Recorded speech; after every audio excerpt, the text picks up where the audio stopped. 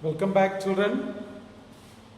Today we are discussing the morphology of flowering plants, which I am sending today for the practice test preparation. Some of the important technical terms connected to this chapter, morphology of flowering plants.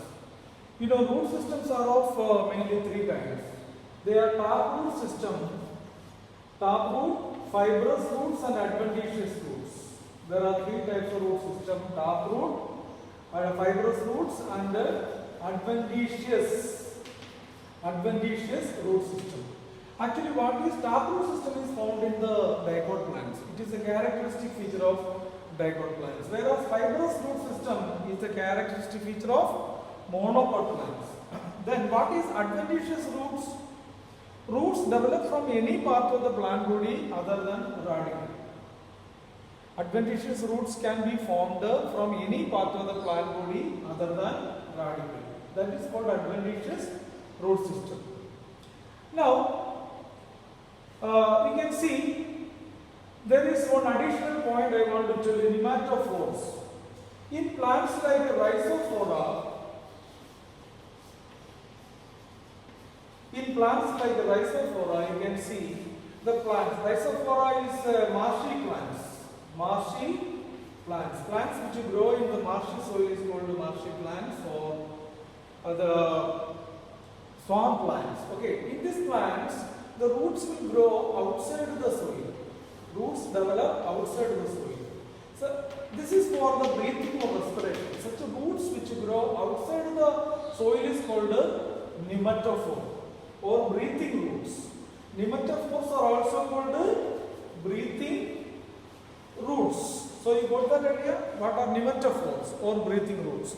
The roots which grow outside the soil or above the soil. This is also called aerial roots. So you got that idea? Nematophores are roots present in the plants like Rhizophora. Okay? Now we are coming to another part of the root. There are some adventitious roots which can be prop root or stilt root. Adventitious roots can be of two categories: prop root and stilt roots. Prop roots are found in plants like banyan tree. Banyan tree. From the branches of the plants, you can see the roots grows down. From the branches of the plants, you can see the roots grow down, which provide additional mechanical support to the banyan tree. Such roots are called prop root. Whereas stilt root you can see in plants like sugarcane, pandanus. Suppose this is the sugarcane. This is the basal node of the sugarcane, and the roots develop from the basal nodes of the sugarcane is called stilt roots. So what are stilt roots? The roots develop from the basal nodes of the plants, like you can see in the case of sugarcane. Sugarcane, you can see this type of stilt roots. Clear? Clear. Okay. Now we are going to another important aspect from this chapter: tendrils. What are tendrils? Tendrils are spirally coiled spring-like structures. You can see the tendrils in cucurbita, pumpkin, then bitter gourd, but in grapevines,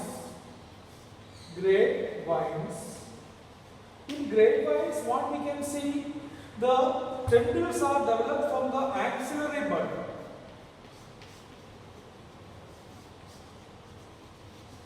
Axillary bud develops into tendril.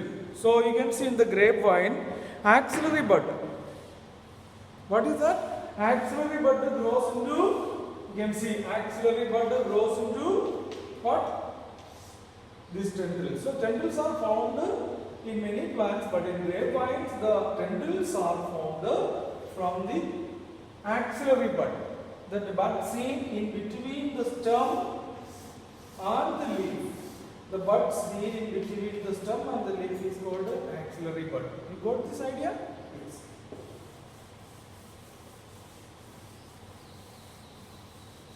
Now, when you study the leaf, a single leaf or a simple leaf, you can see a leaf with Single lamina. A leaf with a single lamina or leaf blade is called a simple leaf. Simple leaf. A simple leaf, you can see the veins. There is a mid vein. That veins branches and rebranches. Such arrangement of veins and veinlets on the lamina is called venation. So what is venation? The arrangement of veins and veinlets on the lamina is called venation. Everybody knows. Okay, there are two types of venation. What is that? Reticulate venation. Reticulate. Reticulate means network-like. Reticulate venation, as you can see in the dipod plants. Whereas parallel venation, you can see in this monopod leaves. Parallel venation. Where you can see parallel venation? Parallel venation you can see in the monopod leaves. The veins are arranged parallel to each other. Such arrangement of veins on the leaf is called venation. Okay? Now, sometimes in plants like leguminosae.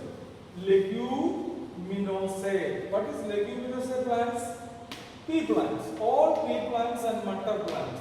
Even mimosa plant that belong to this group. Mimosa. Mimosa is the Mimosae family. But in leguminosae plants, the leaf base. What is leaf base? The leaf base is the base of the leaf which is attached to the stem. This is the base of the leaf. The leaf base is solid. In leguminosae plants, the leaf base is solid. Such a solid leaf base is called the pulvinous leaf base. Pulvinous leaf base. So what is pulvinous leaf base? Base of the leaf which is solid, as you can see in the leguminosae family. Such leaves are called pulvinous leaf base. Okay? Now, in some plants,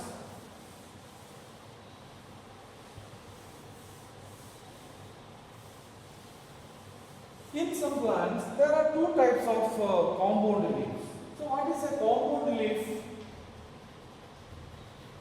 Compound leaf is a leaf with more than one leaflets. For example, suppose this is the tamarind leaf. You can see the leaves contain lot of leaflets like this. Such leaves with more leaflets on either sides of the main petiole is called pinnately compound leaf. Whereas palmately compound leaf with like fingers on the palm, you can see the leaflets are arranged at the tip of the rachis. This is called a rachis. The main stalk of the leaf is called a rachis. So the leaflets are arranged at the tip of the rachis. Is called a palmately compound leaf. Palmately compound leaf. We can see in silk cotton. Silk cotton. You can see palmately compound leaf. Is very clear? Yes. Now, we are coming to the next part of the chapter. I have already sent the video of this chapter early in advance, but for your understanding I am telling now. Okay. A leaf. Suppose this is a leaf. This is a leaf. The stalk of the leaf is called petiole. What is petiole? The stalk of the leaf. Okay, but the stalk of the flower, what is the stalk of the flower? Stalk of the flower, you can suppose this is the flower. Stalk of the flower is called pedicel. Pedicel. The stalk of the flower is called pedicel. Okay, so in most of the plants, the pedicel enlarge at the tip and form a swollen structure. What is solar structure? You can see the sepals, petals and stamen. Such a solar structure is called the thalamus. Thalamus or receptacle. R-E-C-E-P-T-A-C-L-E. So what is thalamus? In thalamus, you can say the pedicel of the flower enlarge and form solar structure, that is called the thalamus. Okay, it's very clear. Now, inflorescence, a bunch of flowers on a common stalk. You can see, inflorescence is a bunch of flowers on a common stalk. There are two types of inflorescence: racemose inflorescence. What is racemose inflorescence? It is in a peduncle. Peduncle grows continuously. This is the peduncle or the stalk of the flower. Peduncle grows continuously, producing flowers on lateral sides. Lateral sides. You can see like this. Okay, such flowers which produce on the lateral sides in acropetal succession. Acropetal succession is called. What is acropetal succession? The old flowers are at the base and the younger flowers are at the top of the plant. That such arrangement is called acropetal succession. So in racemose arrangement, the peduncle grows indefinitely or continuously and producing flowers on both sides in acropetal manner or acropetal succession. What is acropetal succession? The arrangement of the old flowers at the base of the peduncle and the younger flowers are at the top of the peduncle. Okay,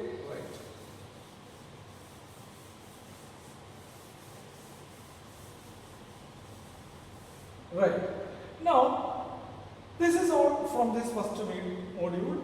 You can learn that from the text as well and see the videos which we are sending. Okay, thank you.